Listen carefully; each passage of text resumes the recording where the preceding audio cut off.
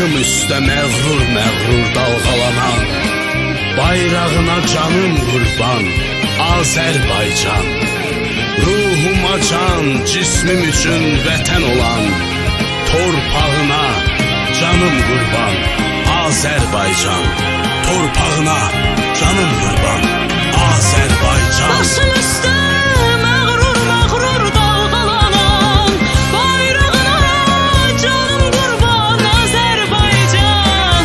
Ruhuma can, cismim üçün vətən olan, torpağına canım qurban Azərbaycan.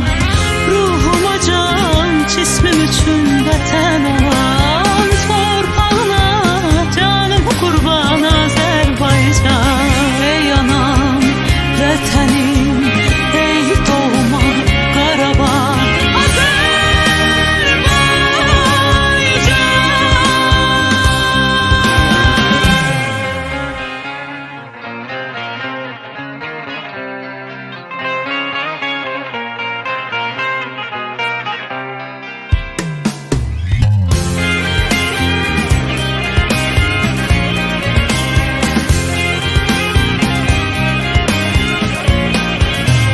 Odur eyli, od nəfəsli diyarım, ocağına can qurban Azərbaycan. Əzizsən də əyilməyən vüqarımsan, uçağına canım qurban Azərbaycan.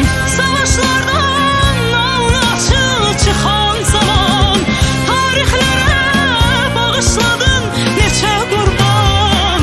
Hər qonşuda bir parçası əsir qalan, torpağına canım qurban Azərbaycan.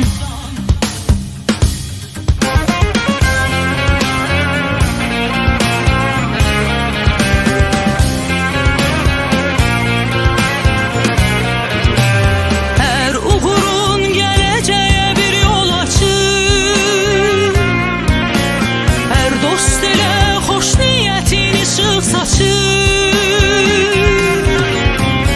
Hər millətə, hər məzhəbə isti açır, qucağına canım qurban Azərbaycan. Neçə gizli sərvət yatır qucağında, neçə ölkə od aparır ocağından.